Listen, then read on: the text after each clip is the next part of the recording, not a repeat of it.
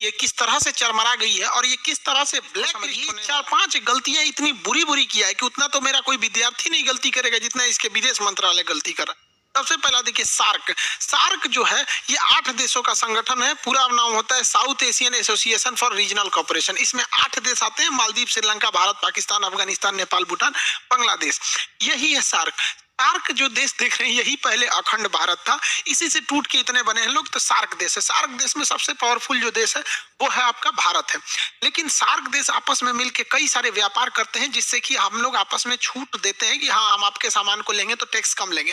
पाकिस्तान की चरमराती अर्थव्यवस्था को देखते हुए वहां के विदेश मंत्री शाह महमूद कुरैशी ने सार्क देशों के मेजबानी करने की पेशकश की। भारत ने इसे ठुकरा दिया और कहा कि आतंकवाद के पनाहगार के यहाँ हम मेजबानी नहीं कर सकते। इससे इसको एक व्यापारिक लॉस हुआ है, कोई ठीक ठाक नहीं रहता है। अभी इसने क्या किया देखिए, ये लोग इतने बदतमीज टाइप के लोग होते हैं, आप इसकी देखिए इनका संस्कार सीखिए।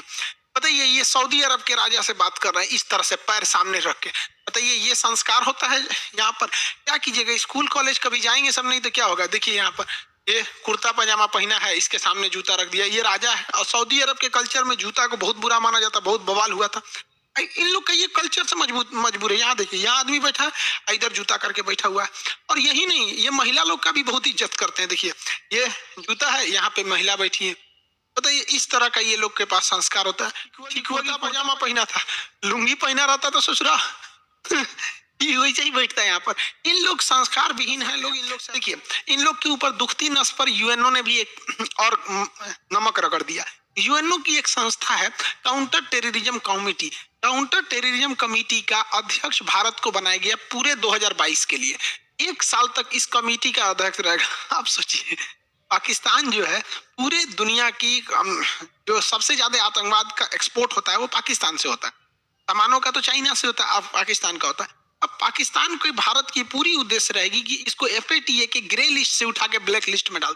भारत इसमें कामयाब भी हो गया रहता, लेकिन तुर्की जो है ये अर्दोगान ये अपने को फरिश्ता समझता है, ये पकलोल कहीं का, तुर्की की अर्थव्यवस्था को बर्बाद कर दिया। ये पाकिस्तान को बचा लेता था, अब की बार यही ग्रे लिस्ट में चला गया। तो अब मेरे चाचा को कोई नहीं बचा पाएगा, बेचारा चाचा गया मेरा ये ब्लैक लिस्ट में। और एफएटीए कितना खतरनाक चीज है, बस इतना समझिए कि 1 महीना हुआ है तुर्की को एफएटीए में ग्रे लिस्ट में आने। इसकी जो मुद्रा है लीरा इतना भयानक गिरा है कि यहाँ कोई भी चीज डबल रेट का हो गया। एप्पल कंपनी अपना प्रोडक्शन को यहाँ पे बंद कर दी है, तो अब ये ब्लैक लिस्ट में जाने वाला है। तो आप देखते होंगे हालिया 1-2 महीने में पाकिस्तान के विदेश मंत्री या कुछ लोग भारत की बड़ी तारीफ कर रहे हैं, रखने लायक है। इन गधों ने क्या गलती किया देखिए ध्यान से, ये भांगड़ा नाच रहे हैं यहाँ पर। इस्लामिक ऑर्गेनाइजेशन के देशों में जाके कहता है कि भारत ने 370 जो हटा दिया गलत हुआ है, वहां के लोगों पे अत्याचार हो गया, वापस से 370 आना चाहिए। बताइए इस भांगड़ा नाच वाले को कोई बताएगा कि 370 कभी भी अब वापस नहीं आ सकता है। सबसे बेस्ट डिसीजन था अब तक का मोदी जी का, जितने डिसीजन थे उसमें 370 को हटाने का। अभी इन उल्टे बेचारे के ऊपर सुनिए क्या हुआ 370 हटाने के लिए। कश्मीर में उल्टा मुस्लिम देश चले आए हैं सब। इस्लामिक ऑर्गेनाइजेशन कंट्री जो है ओआईसी, उसमें 2 ही देश पावरफुल रखते हैं, एक सऊदी अरब और एक होता है यूएई। यूएई की कंपनी है इमार ग्रुप। इमार ग्रुप यूएई में सबसे बड़े बड़े बिल्डिंग प्रोजेक्ट बनाए हैं। बुर्ज खलीफा दुनिया की सबसे ऊंची वर्तमान में जो बिल्डिंग है, इसको इमार ग्रुप ने ही बनाया है, ये यूएई की कंपनी है। इमार ग्रुप के आने से कश्मीर में उन लोगों ने अनाउंस किया है कि श्रीनगर में 5 लाख स्क्वायर फीट का ये मॉल बनाएंगे। इतना बड़ा मॉल भारत में केवल 5 ठो है, जिसमें एक ठो अब जम्मू कश्मीर में हो जाएगा, श्रीनगर में। इतना जबरदस्त ये लोग मॉल बनाएंगे। इस मॉल के बनने से अगर बताइए कश्मीर के इशू लेके अगर ये अरब देशों में जाएगा कि कश्मीर में समस्या है, ये है वो है, तो भारत कह देगा ना कि चलिए मुस्लिम देश जो है ना, इस्लामिक और ऑर्गेनाइजेशन कंट्री जो है ओआईसी के देश में, बताइए वहीं की कंपनी है इमार ग्रुप, इन्हीं से पूछ लिए कोई प्रॉब्लम है। अभी कश्मीर में 6 लाख पर्यटक गए हैं सब 370 के हटने के बाद। हालांकि ये बहुत बड़ा आंकड़ा नहीं है, कश्मीर में ये करोड़ में जाने चाहिए पर्यटक। ये कश्मीर के लोगों का दुर्भाग्य है कि आतंकवादियों के वजह से उन बेचारों का बिजनेस बर्बाद होता है। आप देखिएगा कोटा में चले जाइए, वहां के लोग देखिए स्टूडेंट से उनकी आमदनी होती है। दिल्ली में जाइए मुखर्जी नगर, स्टूडेंट से। पटना आके देखिए स्टूडेंट से ही चाय की दुकान, सब्जी की, जिधर जिधर स्टूडेंट रहते हैं या जहाँ पर्यटक रहते हैं, पर्यटकों की वजह से लाखों की कमाई हो जाती है। आप देहरादून जाके देखिएगा कोई होटल खाली नहीं रहेगा। लोग शिमला में देखिए, तो श्रीनगर में आतंकवाद की वजह से वहां के लोगों का इनकम कम हो रहा था। अभी 6 लाख वहां पर टूरिस्ट घूमने गए थे और 18,000 करोड़ रुपए का इन्वेस्टमेंट हुआ। सोचिए ये कश्मीर के लोगों के लिए कितना अच्छा बात है। हर भारतीय चाहता है कि वो लोग भी हमारे से कदम से कदम मिला के चले। अब जैसे अब सोचिए 5 लाख स्क्वायर फीट का अगर मॉल बनाना है, आप ही को अगर मान के चलिए कि पटना में हम ही को एक बिल्डिंग बनाना है, तो सीमेंट पटना से खरीदेंगे, बालू सीमेंट गिट्टी मजदूर सारा तो यहीं से ले आएंगे कि लुधियाना से उठा के लाएंगे, यहीं से ले आएंगे। तो ये जब इतना बड़ा मॉल बनाएगी तो कश्मीर के लोगों को हजारों की संख्या में रोजगार परेशान हो गया।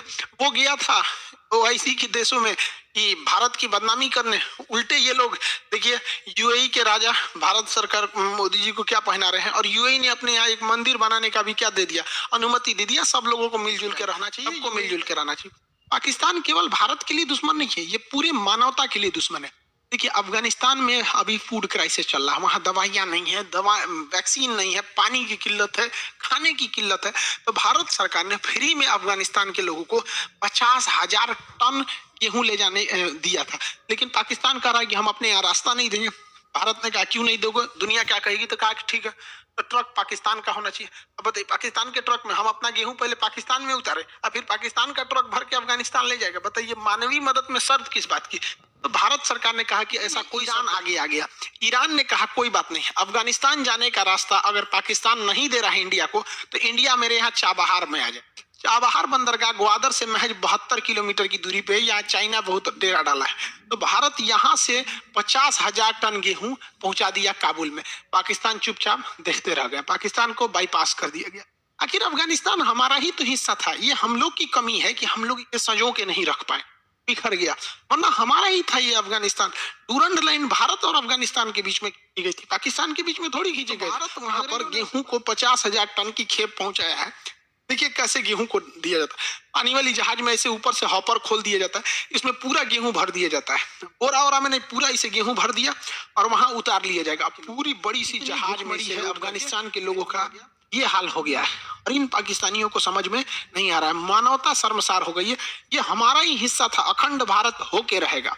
अखंड भारत ही, जब तक अखंड भारत नहीं रहेगा एशिया में शांति नहीं हो सकती। इन लोगों को खाना वगैरह पहुंचाया गया है। साथ में काबुल में बच्चों का केवल एक ही हॉस्पिटल है, इंदिरा गांधी हॉस्पिटल, बच्चों का हॉस्पिटल।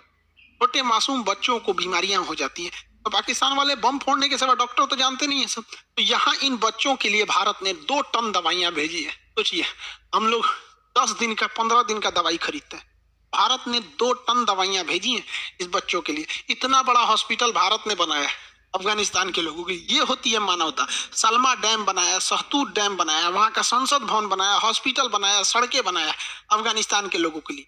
यहाँ पर भारत ने उन लोगों को 5 लाख कोरोना की वैक्सीन डाली है, जबकि पाकिस्तान वाले तो कहते हैं कि वैक्सीन मत लो, ये अमेरिका की चाल है, अमेरिका तुम्हारा दिमाग कंट्रोल कर लेगा। अरे पाकिस्तानियों, पैजामा में नाड़ा डालने के सिवा आता क्या है कि कोई तुम्हारा दिमाग हाईजेक करेगा? क्या जानते हो तुम लोग? लुंगी बांधना, पैजामा में नाड़ा डालना, बम फोड़ना, ताज होटल उड़ा दो, कश्मीरियों को बदनाम कर दो, इनका दिमाग पता नहीं कौन हाईजेक करेगा। दुनिया को फुर्सतें नहीं, नाड़ा डालेंगे पैजामा में, इनका दिमाग हाईजेक करके। तो ये अब सोचिए अफगानिस्तान के लोगों को बताना चाहिए कि तुम्हारे में कितनी बड़ी बाधा आ रही है, पाकिस्तान नहीं जाने देना चाह रहा है।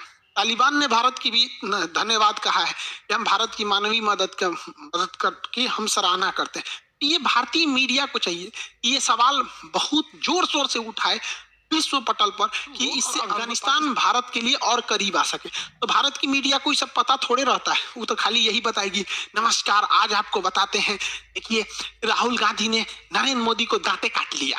अरे सोचा तू नहीं, यही सब बतेबे करेगा इंडिया के मीडिया में, ये सब बात नहीं बताएगा।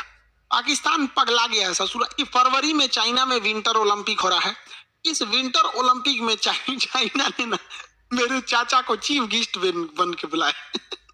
इसको अल्लाह मेहरबान तो गधा पहलवान। अजब हाल है भैया, अजब तेरी कुदरत, अजब तेरा खेल, छछुंदर के सर पे चमेली का तेल, वाह वाह। लेकिन इसको चीफ गेस्ट बनाया और ये गधा चीफ गेस्ट बन गया, जबकि इसे नहीं बनना चाहिए। इस चीफ गेस्ट बनना या विंटर ओलंपिक में भाग लेना, ये अमेरिका से खुली दुश्मनी हो जाएगी। रीजन क्या है कि अमेरिका ने चीन के, अमेरिका ब्रिटेन हो गया, अमेरिका हो गया, ऑस्ट्रेलिया हो गया, जापान हो गया, ये क्वाड वाले देश ने जो थे ये चीन के विंटर ओलंपिक का बहिष्कार किए।